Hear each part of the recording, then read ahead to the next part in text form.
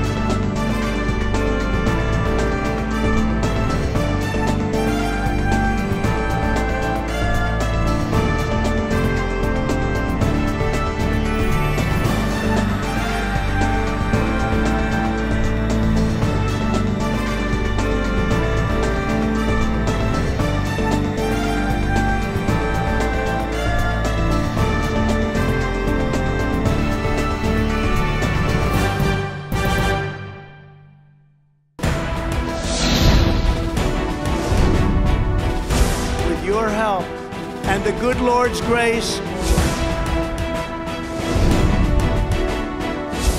was freedom, our socialism, ended. 저는 지금 Cpac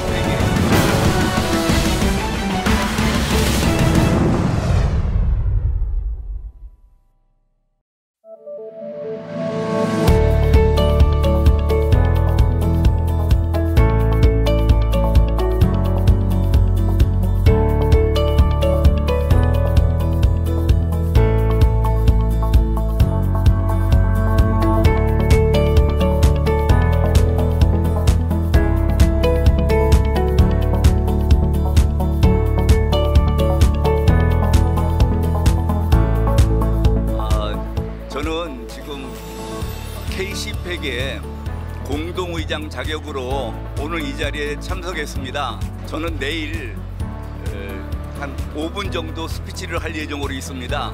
스피치할 내용은 지금 한국과 미국의 보수주의자들이 서로 단결을 해서 사회주의자들의 위협에 공동으로 대응해야 되겠다. 그리고 지금 한국은 지도자를 잘못 뽑아서 어려운 처지에 있기 때문에 미국 보수주의자들이 협조가 필요하다. 그런 내용이 되겠습니다.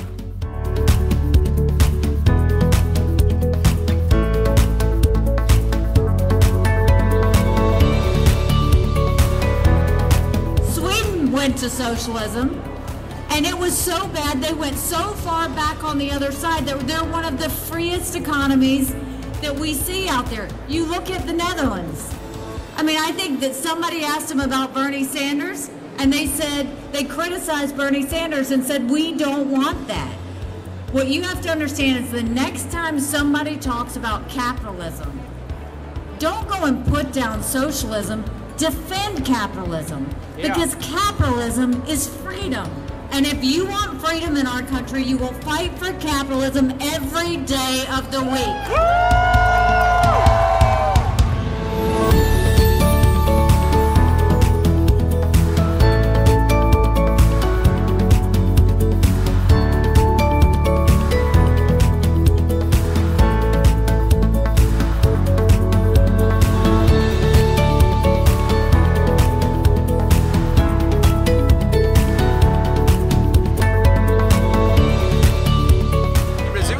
A great moment when you talk about politics. In the first year, having Jair Bolsonaro as our president, which is also my father, we reduced in 20% the number of the murders. Brazil is not in a recession anymore, so we grew up a little bit more than 1%. This year, we think we are double-sized, so we are doing great in economic, the security, but we have a long way to improve it because this is only the first year.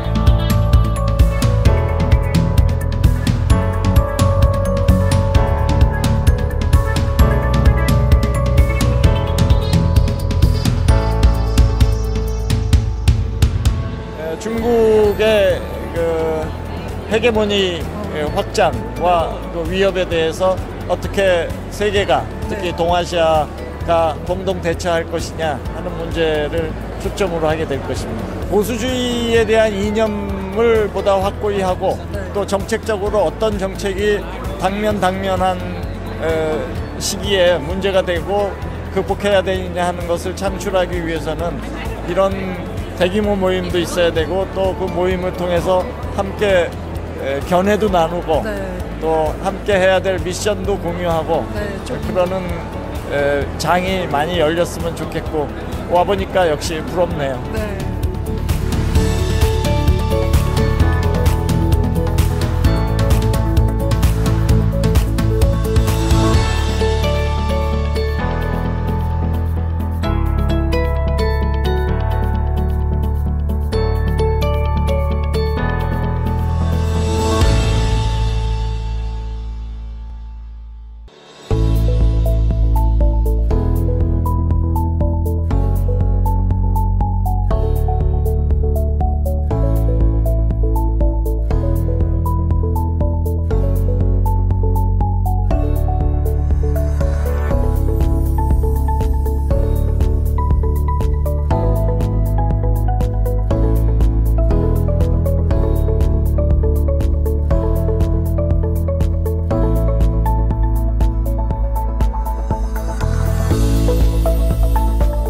I'd like to make one thing very, very clear to you.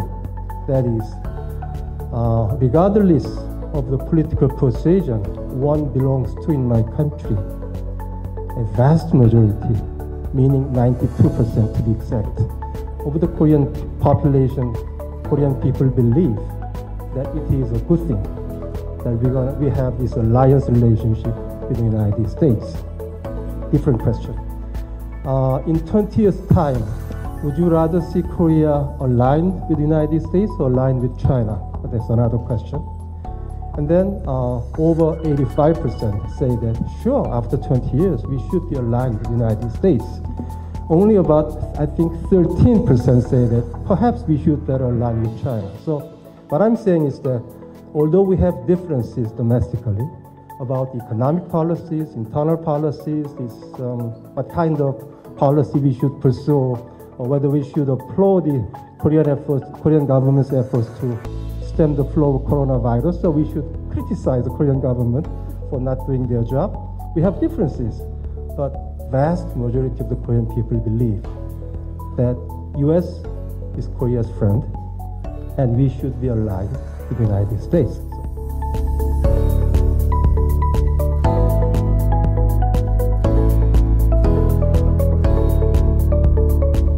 Another brilliant thing the president did is that when he met with Kim in Singapore and Vietnam, China wasn't there. This was great. It prevented China an opportunity to manipulate the talks to its advantage, to play deal maker. We don't want to have six-party talks again that China runs, talks in Beijing, where China will get an agreement that may lower tensions but mostly promotes China's interests. The president was smart, and I'm sure you played a role in this, KT, to say, if we have talks with North Korea, we're not going to let China run them, they're not going to be at the table. All the Democratic presidential candidates, they're saying this is a solution. It is not. Now look, we want China to help us, and we've been pressing the Chinese government to press North Korea to live up to its obligations, to denuclearize, because if there are more powerful underground nuclear tests that could be H-bombs, they're going to breach the surface. They're going to leak radiation into the atmosphere, and this radiation is going to drift over China and over South Korea. We have to make this point to China. It is in their national interest, in their security interest, to get tensions to be lowered permanently, to get North Korea to give up its nuclear weapons, and to make it clear that it does not need these weapons as any type of security guarantee. There's no possibility of an American invasion of North Korea. North Korea should recognize that, and we need China to help make that point.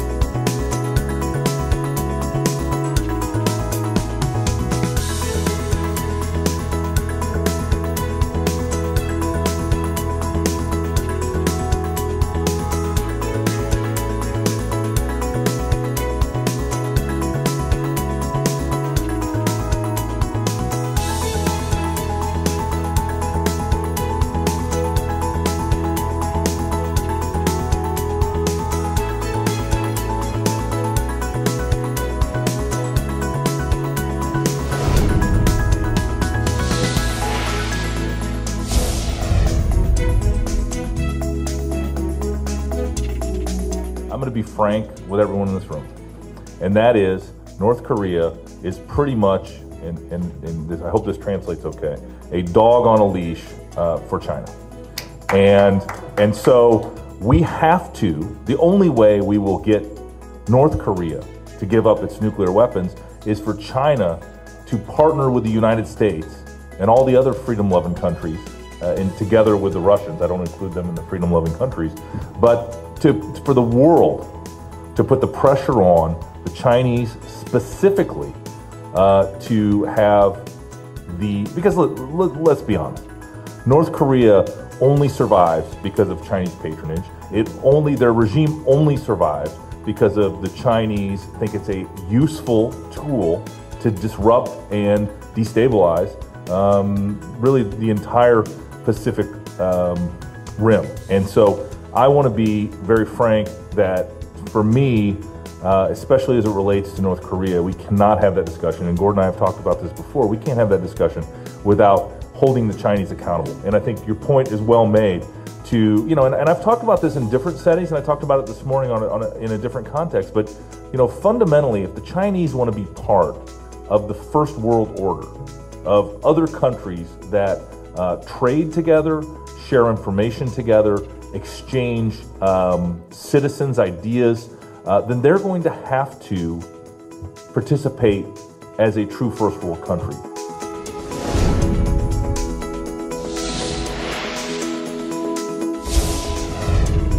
I certainly agree with Ambassador Cho that there needs to be more effective sanctions enforcement. If we go back to the middle of 2018, the United States had cut off about 50% of the flow of international cash to the regime, but then decided not to sanction almost 36 Chinese, Russian, and other front companies. And because Kim Jong-un changes his front companies all the time, if you don't sanction the new ones, you're allowing the regime in Pyongyang to hollow out these measures. So my answer to Lawrence's question would be, first of all, as Ambassador Cho said, more effective sanctions enforcement. We know from Reuters that there is a draft UN panel of experts report that is now in the works, about to go to the Security Council, which showed, and I think it was something like $370 million of illicit transfers between North Korea and primarily China. Many of these were ship-to-ship transfers, which are themselves specifically prohibited by Security Council resolution. So it seems to me that someone's got to be financing these commodity sales, and that probably is Chinese banks that are handling this money.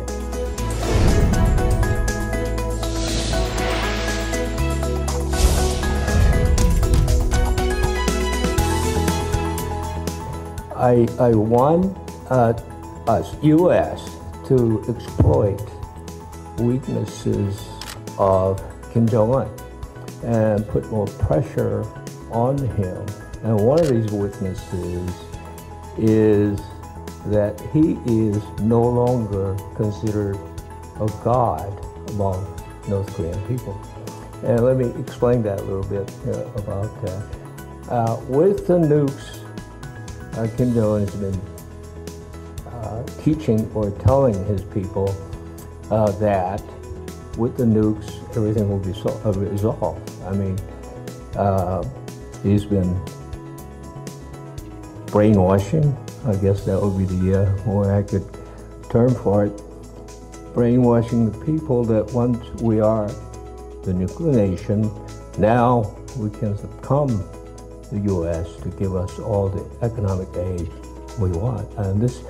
And the North Korean people believe this until Hanoi. And when he came back from Hanoi, the people of North Korea was very disillusioned. And Kim Jong-un actually made a comment that he was only human.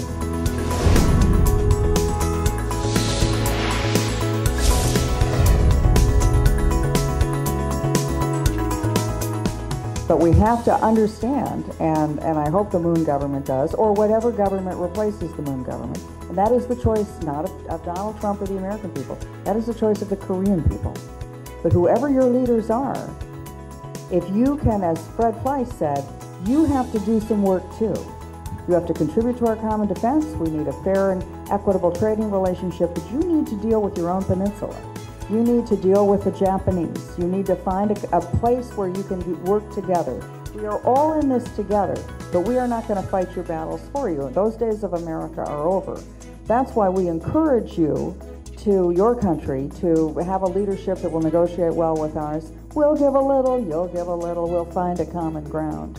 But if the United States and Japan and Korea form a tight alliance and are firm and strong, that means the Pacific will remain free.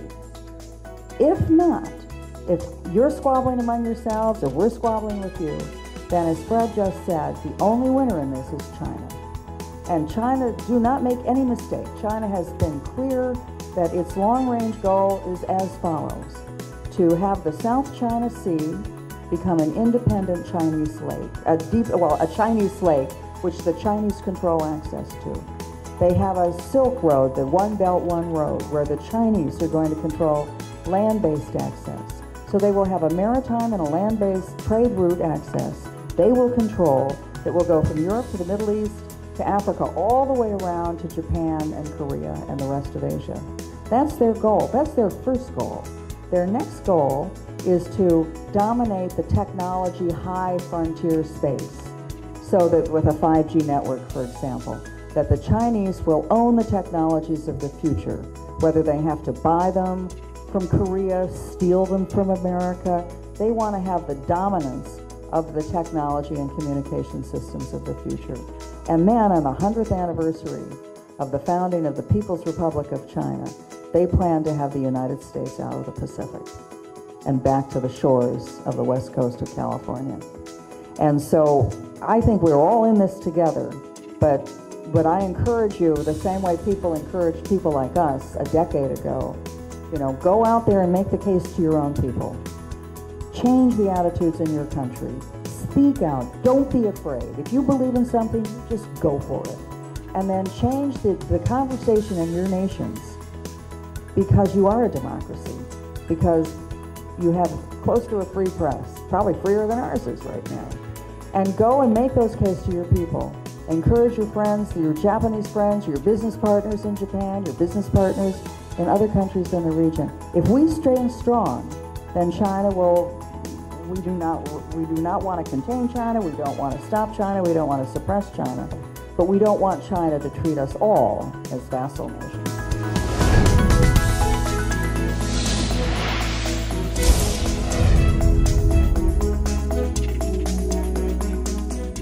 탈북자의 입장에서 바라볼 때 한미일 이 관계는 자유를 가치로 하는 그 동맹 관계라고 생각을 합니다. So as a former North Korean defector, or a North Korean defectors, I believe the tri-alliance between the United States, Japan, and South Korea should be based on the values of the freedom and liberty. 저는 북한에서 33년 살면서 Based on my life, 33 years of my life in North Korea, 사회주의가 정말 인간에 의해서 인간에 의해서 인간을 노예로 만드는 정말 나쁜 그런 체제라고 저는 확신을 하게 됐습니다. I learned and I believe that socialism is a system created by human which destroys devastatingly the human itself. 미국은 자유의 종주국으로서 반드시 이 전 세계에서 사회주의 공산주의를 없애야 될 책임이 있다고 생각을 합니다. The United States is the founding country that's built based on the values of liberty and democracy, and I think the United States is responsible and has responsibility to defend this true democracy and freedom for the entire all the countries in the world. 다시 한번 부탁드리지만 내년에는 꼭 자유의 진달래꽃이 평양에도 백두산에도 필 수 있도록 우리 미국인들이 꼭 약속을 지켜줬으면 좋겠습니다. So I dare ask once again, please by 2021 spring, help spring come in the area of Pyongyang and the mountains of North Korea, so that North Korean people can truly enjoy and appreciate the values of liberty and freedom. 그래서 한미일 삼각동맹이 더 광범위하게 이렇게 확장되기를 간절히 바랍니다. So that ultimately the Korea, Japan, and United States alliance will be expanded and appreciated by the entire nation and the world. 발언 기회를 주셔서 고맙습니다. Thank you very much.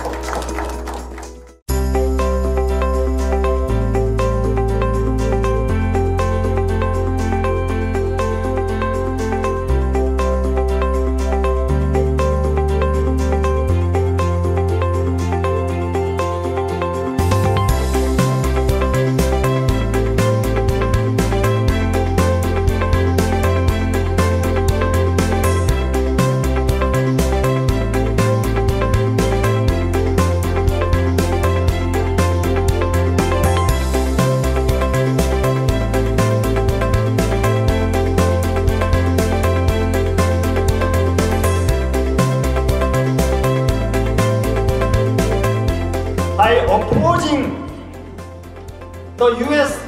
South Korea joint military exercise and by opposing disposition of defense-only missile defense system which called THAAD in South Korea.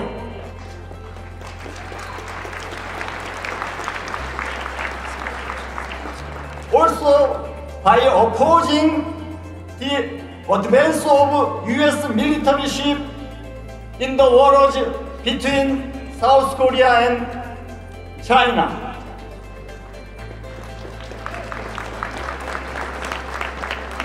In addition, China has taken advantage of North Korean nuclear project.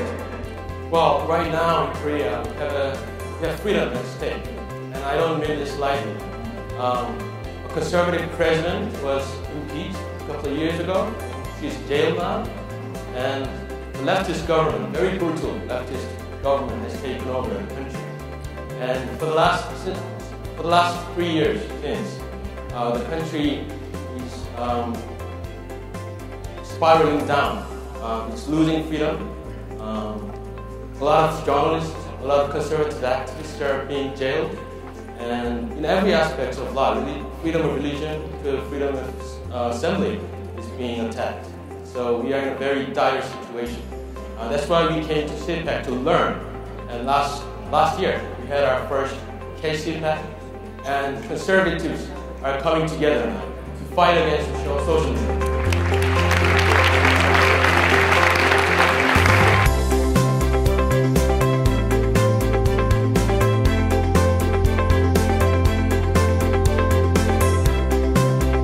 If you ask our friends, indeed I was at a hearing today where they said President Trump's foreign policy was a failure.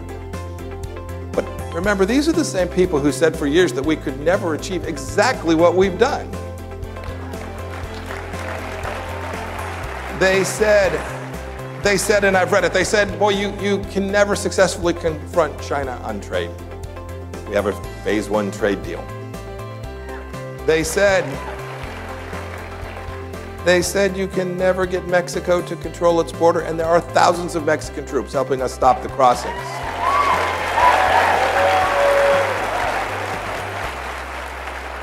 They said you never defeat ISIS, and the caliphate is gone. They said the pulling out of the Iran nuclear deal would lead to runaway proliferation, but it's restored deterrence. And they said taking out Qasem Soleimani would lead to World War III, and it's actually made our world far safer.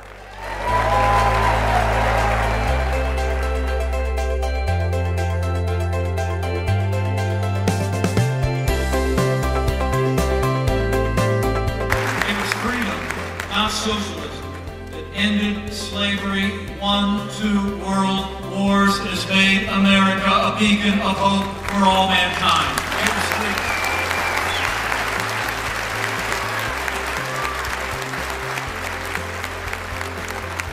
So as the Democratic Party seeks to nominate and embrace the failed policies of socialism, we must renew our resolve in this year, 2020. As the President said 1 year ago, America will never be a socialist country.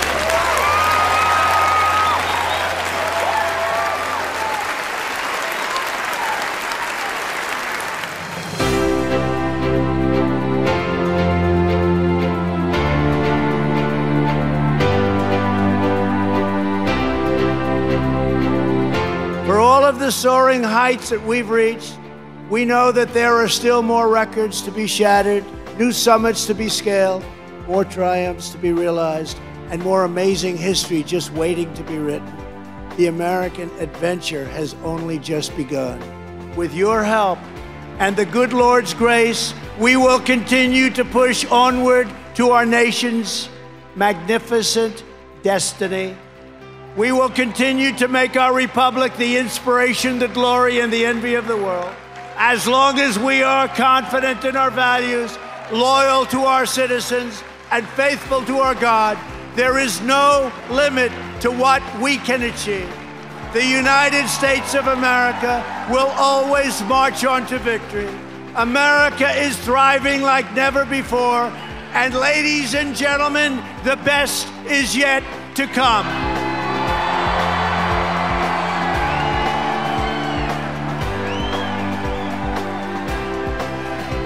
I want to thank Matt, I want to thank Mercedes, I want to thank the great patriots of Cpac.